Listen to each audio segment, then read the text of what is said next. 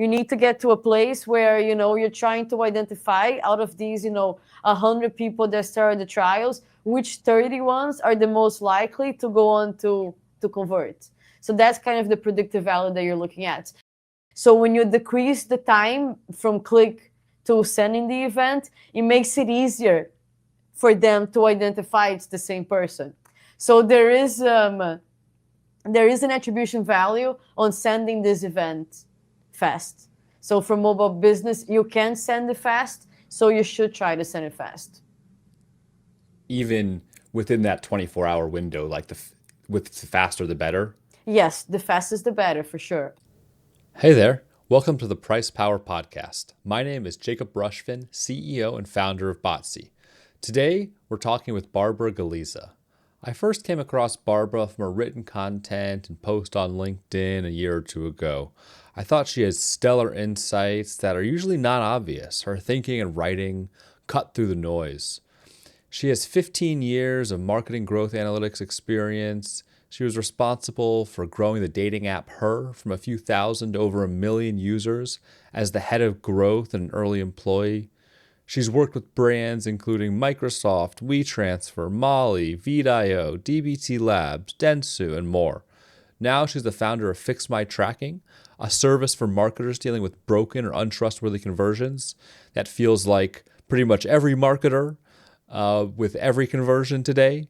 But in this episode, we talk through her 5 golden rules for structuring conversions, which I thought was super insightful, and many more insights. All right, let's dive in. How should companies be thinking about attribution and scaling campaigns in 2025? Barbara, where do we even start with it all? Yeah, I always think like the most important place to start is to look at your marketing and analyze, what does it actually need? So let's assume that, you're doing a lot of, pay media, that's the case of most mobile companies. They're running a lot of like Meta campaigns and, Google campaigns. In that case, a good place to start is making sure that your campaigns have the right conversion signals to optimize. But ultimately, what kind of attribution, what kind of tracking you need is going to depend on what channels are you acquiring your users. Yeah, that makes sense. And so I think maybe a good place to dive in a little deeper is I was reading your 5 golden rules for structuring conversions. And I think everything is so algorithmic driven, right? And it comes down to making sure, as you say, we're having those right conversion events sending. Can we talk through those more in respect to mobile and subscription apps, those 5 golden rules? And so the first one you have is don't measure more than 3 events. Yes.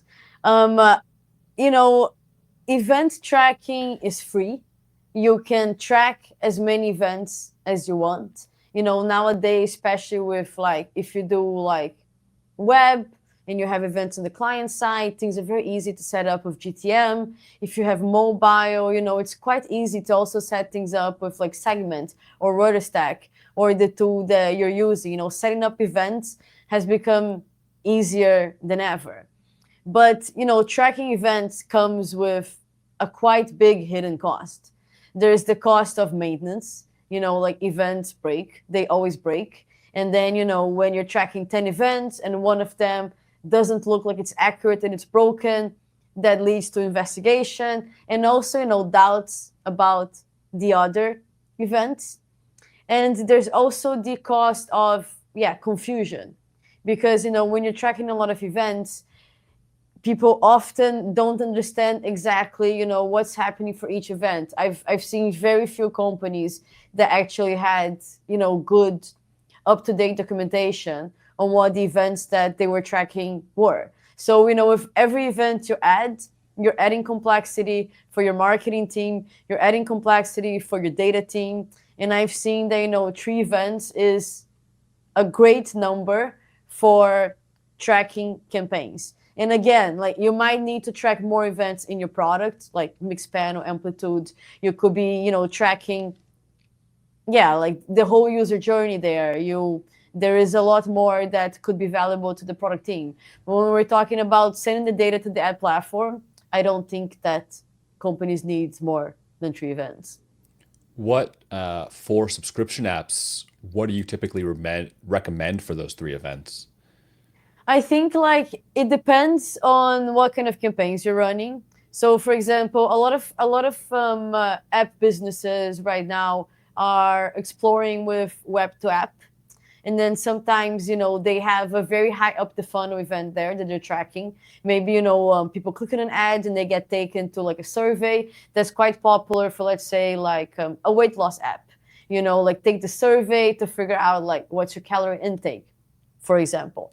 And in that case, like a client-side event that fires for survey completion can be one of those events. In most cases, what I recommend is some type of top of funnel event if you're doing like awareness campaigns.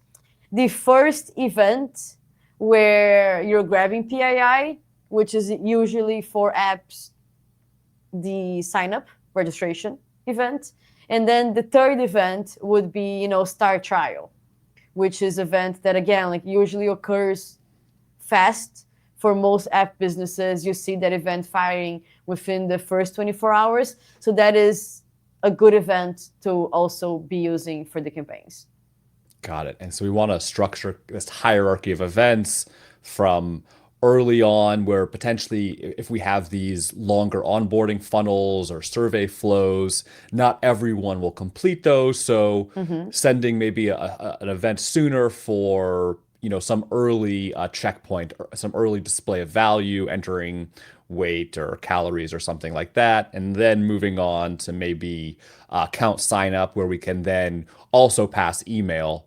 So passing that PII, which gets us better match rates, and then getting to actually a event that is associated with revenue.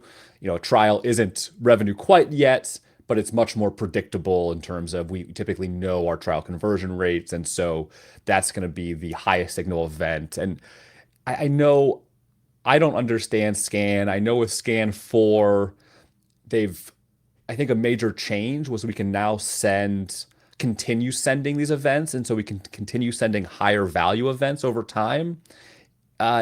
Do we want to think about that? Does that potentially expand into sending more than 3 events? Should I care about that? Is that something more for later stage optimization? How should we think about that? Yeah, like the problem usually with with subscription apps is that usually the conversion to when it actually becomes revenue tends to happen outside lookback windows. So for example, Meta, I think the maximum, if I'm not mistaken, lookback window that you can have there is 7 days post click, and it's rare the situations where you have a revenue event for a subscription product that occurs before those 7 days, because usually there is a period of a trial, and a trial can be 7 days, 14 days. It can be a longer period there too. So it's important to have a value, and the most important reason to have this value is so you're making a distinction to the ad platform on what's a valuable user and what's a not so valuable user. So usually what the most advanced app companies are doing is that they're passing an offline event. So like a server to server event that estimates, calculates how likely it is for the user to convert, or what do they predict their value to be. And that is a kind of predictive revenue value, or so they're passing that back to the ad network in the kind of revenue parameter as and is that done? We have 30% of our trials convert. And is that a simple estimation of that, or is it more complicated? No, because basically, like 30% of your trials is not going to tell you which trials are the valuable ones. So that's what you need to get to. You need to get to a place where, you're trying to identify out of these, 100 people that started the trials, which 30 ones are the most likely to go on to to convert. So that's kind of the predictive value that you're looking at. And that is done, in different ways. But, like a common way that, companies do is like looking at the features that they've used, in the first 24 hours or in the first 48 hours of app usage. Certain features for products tend to indicate that the user is more likely to pay. Perhaps there's other signals that are relevant to your business. They also take it in, something like, they've already looked into the plans. Like you can see that they visited the page that has plans. They've shown an interest to subscribe. That is, even for B2B companies, visits to the pricing page is a very common variable that is used to build predictive models. Got it. Yeah. And I think it's not simple, right? It's not just a simple thing to build these predictive models. I know, I'm sure some teams do it internally. There's a lot more companies springing up to offer this.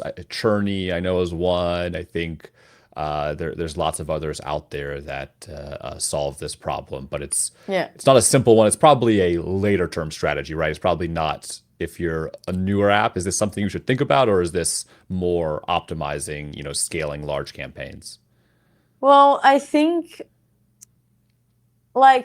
for most businesses, they can probably postpone having some type of predictive value, because maybe they have, like other signals, that they can take into consideration to assess how a user is worth. But with mobile apps, with subscription apps in specific, because the revenue action is occurring almost always outside of the lookback window, you need to have something in place that tells the ad platform this is a good user or this is a bad user. Okay, like for the first iteration, you're not going to have a predicted LTV that, like matches the reality 2 years from sign up. Obviously, like that, we're talking about like very, very highly developed algorithms.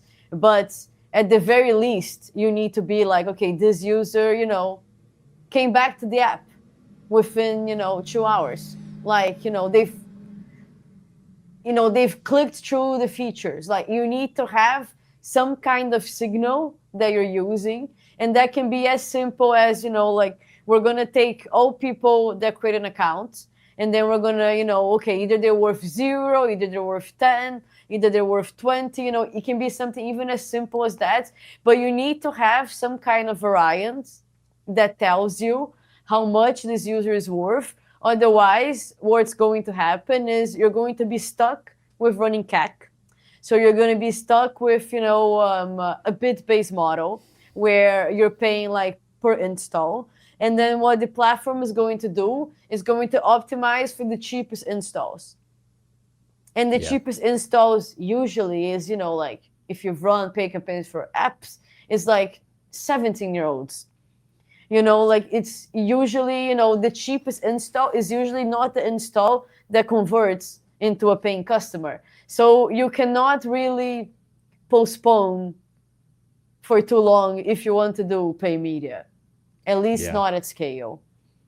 That makes sense. And so is there, this kind of segues into your next rule. We kind of touched upon it a little bit, but fire within 24 hours of the ad click.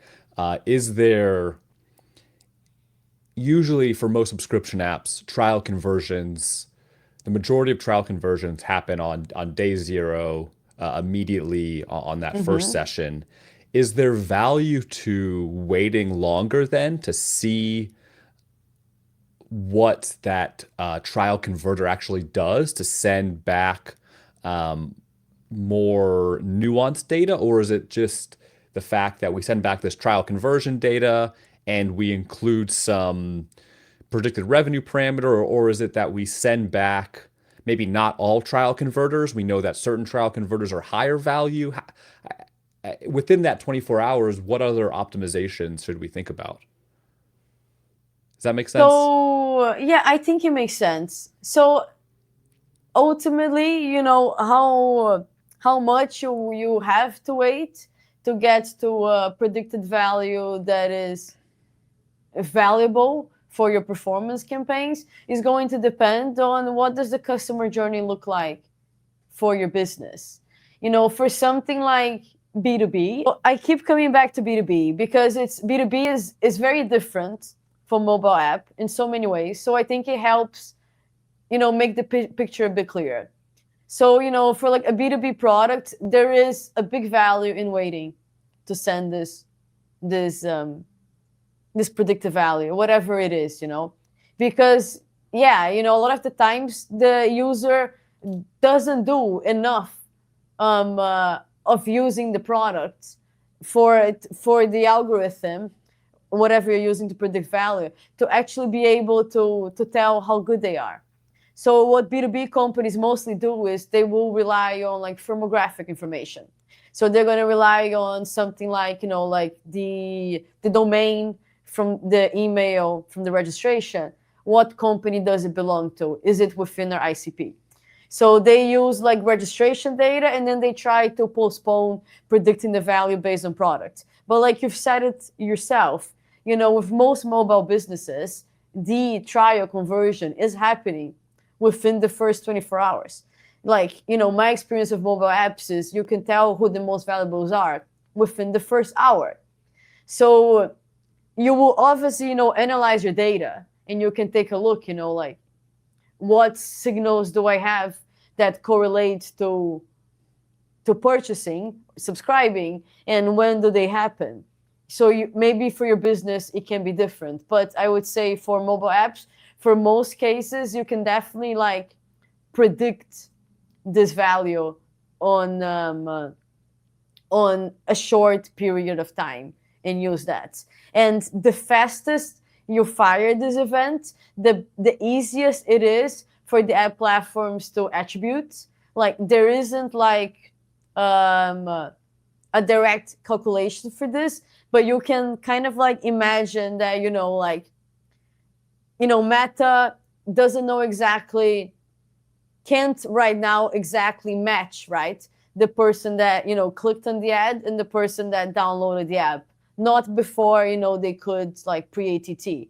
Before they had, the IDFA, and they could, match easily, even if the person was to create an account much later, because the IDFA would remain the same.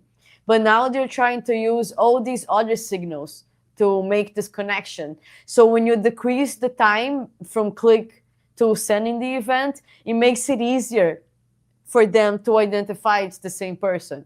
So there is an attribution value on sending this event fast. So for mobile business, you can send it fast, so you should try to send it fast. Even within that 24-hour window, like the faster the better? Yes, the fastest the better, for sure. Yeah. The fastest that's closest to the click, the best. But again, because you want to, because you want to have this value too, what I see companies doing is sometimes is they have a client event, perhaps set up via an MMP or the SDK that fires as soon as possible. And then they have a server-side event that fires, a few hours later. And then that server-side event will have the value. Got it. And so that client-side event is better for getting data to the ad network, ad platform faster, but to get a more predictive value, it can be valuable to kind of send that secondary server event, whether that's predictive revenue value, whether that's what kind of people are calling signal engineering now, where we're sending our highest value trials, where we know that people within 35 to 45 are our highest value users. We want to push the ad networks to those users, so we send some more calculated or filtered server value. Yeah. Got it. Yeah, I hadn't heard this term signal engineering before. It's difficult to keep up, like there are always like new terms, but I think like, what you're describing now is a way of calculating predictive value.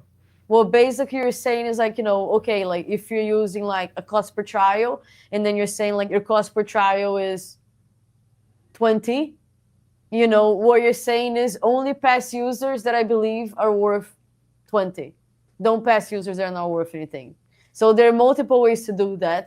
And like I said, like it's not necessarily about, you know, building the most complex LTV model. It's about starting from a place where you're creating guardrails so that you're not just acquiring the cheapest users that don't have a path to conversion. Yep, that makes sense. And it's all working with the algorithm. Yes. Kind of feeding the right signals into the algorithm to help it work for you versus to just give Facebook all your money. Indeed. Yeah. Yeah. Yes. For teenagers. Okay, cool. And so we've kind of, right. Get all the teenagers into your app and no one does anything or no one ever pays you.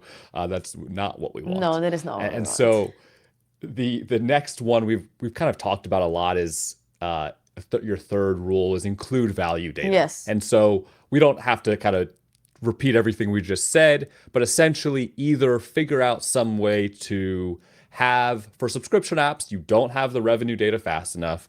Either probably an at-scale strategy is building out predictive algorithm to try to figure out LTV. Most people aren't at the scale to do that. And so we can kind of take measures in that direction by sending filtered trials or filtered trial conversion data that has a higher signal to us. Is that generally right? Yeah, that can definitely be an approach for tackling the problem. Yeah, for sure. Anything else you'd add to that for subscription apps for the value data? Yeah, I think you can, for the simplest ways to start, I think what you're saying, like filtering out the trial works, or just building some type of, how would I say? Oh, like levels that you use to buckets that you bucket the users in. You know, like, okay, this user is worth 0. They came, they opened the app, they didn't open it again, they didn't register. This user is worth, 5. This user is worth 10. Just building something like that is already going to help you exclude the people that are least likely to convert. But always, a mistake that I often see is like people over-engineer their first version of this. I have a few articles that I've written on like ROAS and like predictive LTV. So I don't know if there's a page for this podcast, it can be good to link. But a common mistake is, people are trying to think like, I want to build a model that when someone tries to trial, I'm going to be able to tell how much they've been worth 2 years from now. I'm like, you probably do not have the data for that. Please don't attempt. Yeah. I think that makes sense. So yeah, we can include those links in the show notes for people to dig into more. Great. And that's a good segue into the next one of deduplicating across client and server in terms of the events you're sending. And people can overcomplicate it. Oftentimes the issue is just that you're sending too many events or duplicating events. How do I even start to understand if I'm sending duplicate events? How do you approach this? Yeah, so I wouldn't say this is a simple thing, because I've just seen like a lot of situations where it can be quite difficult to troubleshoot duplicated events. So obviously you can have the case where, like the same event is firing multiple times. But often what you have is, when you're sending an event from multiple sources, and for mobile apps, it's quite common, like you have like maybe the app platform SDK, maybe you have an MMP, and you also have like a server side. So you can pass PII to improve attribution, and you can also have like a value. The app platform needs to know that, if you're sending the same conversion event from these 3 sources, that they're all the same conversion event. Usually that's duplicated with an event ID. So, but this can be like, there's a bunch of little things that can break here.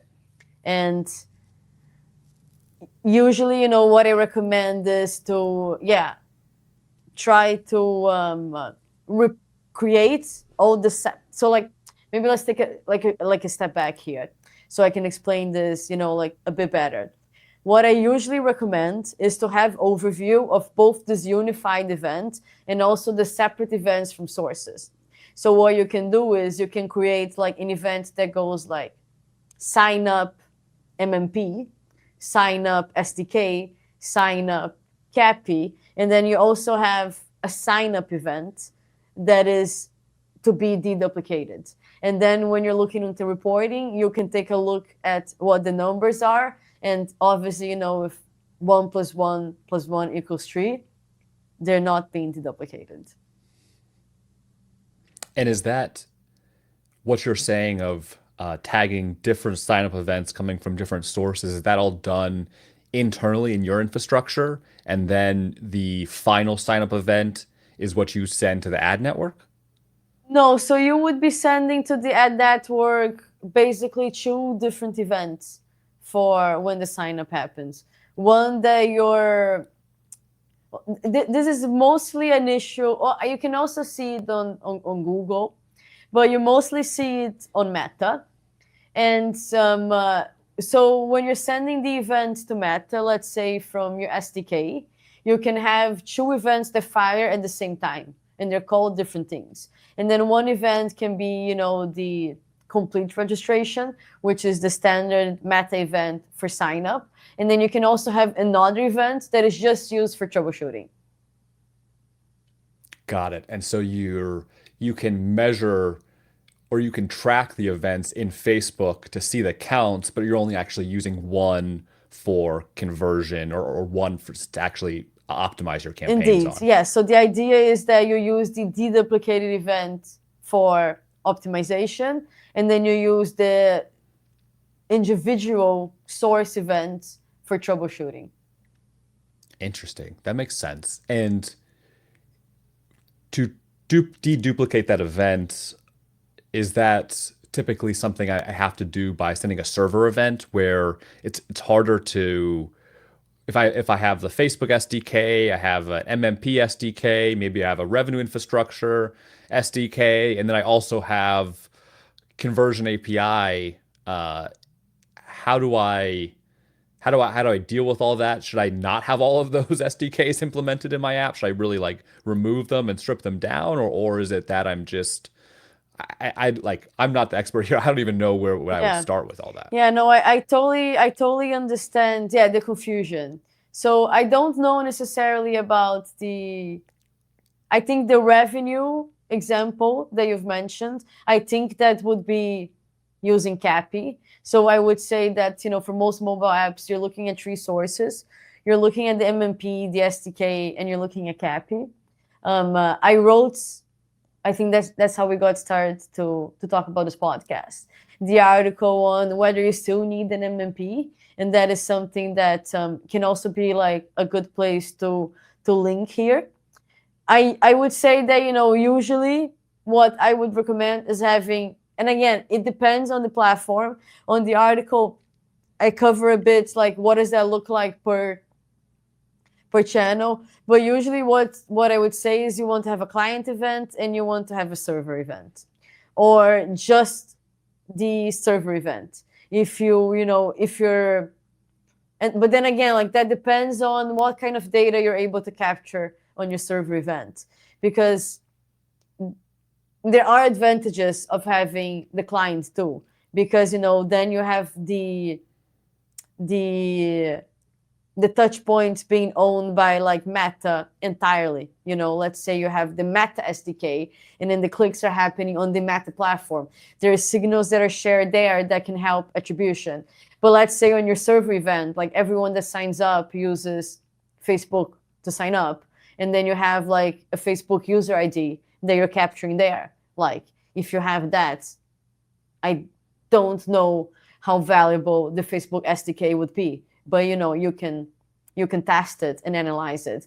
But I think like ultimately for all of these things, I would say it depends. And it depends on like what you're capturing, depends on how long does it take for your trying to happen. It depends on what kind of value calculation do you need to do. Some people they do value calculations in the client and they send that there. So there are multiple ways of setting this up. Yep. As always, it depends. Yes, as always, And it I think depends. it depends even more with the world of web subscriptions. And so you can have someone come into your app and then purchase in web. You can have someone purchase on web and then come into your app. And so it seems like getting to a point where you have the conversion API working for you is, at least for Meta, is generally the direction where you want to go. Where I hear most people saying that this is going to give you the best quality data. Yeah, I would say so. I think especially, it. I mean, sorry, it depends. But especially on what type of PII you're capturing, because and I come back to B2B use cases. Meta attribution is a lot more difficult for B2B because, most people are creating an account or, whatever they're, signing up, starting to try on a B2B product, they're doing with a business email. And Meta doesn't know where your business email is. So also, like, no one is signing up to a business with a Facebook login. Like, there are all these other issues that occur in B2B that maybe you don't really have on a mobile app. And on the other hand, I've seen like mobile apps run campaigns on LinkedIn. And then it's also like kind of like the same problem is like the emails that each platform has, like your product has, and then LinkedIn has are like different emails. It's more difficult to match the users. Got it. Got it. And that's another good segue into your final conversion golden rule of a past PII. Do you, for mobile subscription apps, is this just normally email? Yes, email is common if you're capturing it. So if like Apple SSO doesn't give you the email, for example. So if you have the option of sign up with email, most moments you're not capturing the email. They're using like this uniquely generated like hashed email that Apple does. I think with the Facebook API right now, if someone signs up with Facebook, I think you also don't get the email. I think you also only get like the Facebook login. So ultimately, it will depend on what data you're able to capture. If they sign up with Facebook and you have this login ID is good. Otherwise, if you have first names, last names, location, device information, this is all PII that can be passed and can be used to help attribute conversions. Got it. Got it. And generally, it seems like more is better. If you have it, send it to match these conversions. Is it true? We can still only do this for users that are opted into ATT, correct, on iOS? Yes. I mean, I'm not the legal privacy expert here. You are technically capable, like, of passing this data regardless of consent, because this is your first party data. Whether or not, you're legally able to do that will depend on your industry and your market. So, talk to your privacy lawyer.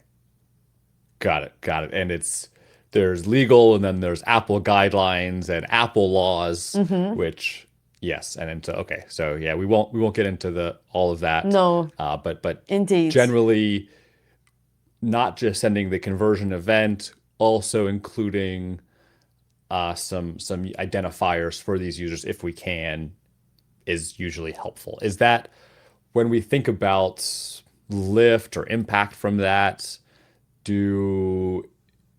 don't know, is there any quantifiable lift you've seen from sending PII for someone who didn't previously? Oh yeah, I've seen huge differences from water to wine. Because both in performance but also in attribution within like the ad platform, it's mobile to journeys that cross devices, and that is the case with a lot of mobile app installs. Like maybe it doesn't cross like desktop to mobile, that happens a lot less nowadays, but you have a cross browser journey that's happening. They're going from clicking on an in-app browser to going to the app store to then going to your app. Like there's a lot of hurdles going through where the tools are losing the information on who this user is. So when you're able to offer data points that enable these tools to connect, you're actually being able to see the conversions in the ad platform of people you weren't able to see before. And alongside that, Meta or whatever platform you're using is also being able to see who these converters are. And they're therefore able to target the right people. And that can make a huge difference in campaigns. Got it. And this was maybe less critical in the IDFA days when we had that as something to match, but now we're always just searching for better attribution, better matching of users, and so that's kind of a piece of why this is even more helpful today. Yeah, for sure. I think like even in the IDFAs, you still had a lot of gaps. A very common user journey was, to see an ad, then close, the Facebook app, then open the app store and then search for the app whose ad you've just seen. So that was already like a common user journey then. And I've read it recently that like Gen Z or something are even more likely to search instead of clicking and downloading. So again, like, this user journey, it comes back to how fast are you sending these events? Because like for an install event in specific, even before like IDFAs, like there were ways to, with fingerprinting, to be able to tell like this is the same user if you're sending the event immediately after. Yep. And Apple says fingerprinting isn't allowed anymore. All these networks are still doing fingerprinting, just called probabilistic measurement. And so it's a whole this gray area of what is yes. Yeah. Okay. But cool. I'm a big believer that ATT will probably change. I think like the EU is looking in. I have a lot of thoughts on this. This could be a whole other podcast though. Okay, we'll write it down, and if it changes, we'll say Barbara predicted it first, and I'll be really curious to see what actually happens. But I do agree changes are probably coming. Who knows what they really are? But we will see. We will see. But this was I think these 5 kind of golden rules are so helpful and super valuable. Can we get specific for a minute? I think for subscription apps, Meta is generally still king and where most apps budgets go. Maybe it's some Apple search ads but majority Meta, where majority of new apps getting started, you have to figure out how to make Meta work if you really want to scale. So let's say if you're small, medium-sized app and you're running majority on only Meta, what should your tracking and conversion setup look like? I think that we covered like some good steps for how it should be setting up. I think like, find an event fast, not finding too many events, making sure to, have some type of, value so they're able to quantify how much users are worth. If you can, also have server sides and then also pass some PII on that server side, so you're able to improve attribution. I think sometimes, especially like small apps, not just apps, all types of businesses, they maybe try to add too many channels too fast. I think if you're seeing like, Meta is working for you, definitely put in the work on getting tracking that works. And then on the other hand, make sure that you're really producing good creatives. I think right now, like those are the 2 biggest levers for Meta. Yeah, and that the foundation is the conversion data, the signal, and then that allows you to actually start getting testing out different creatives and trusting the results you're seeing back and really start optimizing and figuring out what works for you. Yeah. Well, I don't know how I would approach the trusting the numbers. I think, like my take is, like the events that you're seeing on Meta, the conversions you're seeing on Meta, it's not for you, it's for Meta. The point of getting these conversions is so Meta is able to target the right users. And there's obviously, like what you're seeing on Meta is just the fact that, someone viewed or clicked on an ad and then went on to perform the action. It doesn't mean that Meta drove that. And that is the case for, every ad platform. Like, what you're seeing is what is being technically measured. You're not necessarily being able to, connect one with the other. If you want to really assess the impact of Meta, then you're better off, running an incremental test and analyzing that. Yeah, do you want to say more on that? I think people conflate measurement and optimization. How should we be thinking differently? And then maybe you can also say, should everyone be doing incrementality tests?